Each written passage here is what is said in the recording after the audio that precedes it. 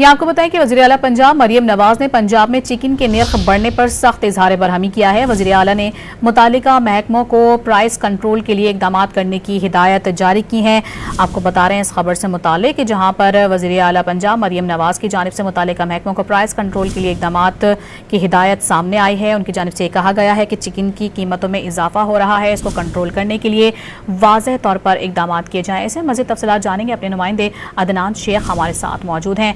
अदनान, इस हवाले से मजीद आप बताइएगा।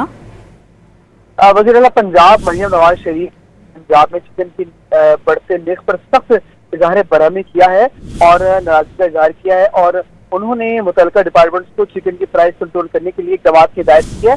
और मरियम नवाज ने ईद उल अज़हा से कबल टमाटर, प्याज, अदरक, लहसुन, मिर्च और लीमू के निर्ख पर नजर रखने की भी हिदायत की है। मरियम नवाज का इस मौके पर कहना था कि ईद उल अज़हा से कबल जरूरी सब्जियों के निर्ख बढ़ना कतल काबिल बर्दाश्त नहीं, गसीर अंदोजी करके सब्जियों के निर्ख बढ़ाने की हरगिज़ इजाजत नहीं दी जाएगी। हुकूमती इदारों की मौजूदगी के बावजूद चिकन के निर्ख बढ़ना कतई नाकाबिल कबूल है।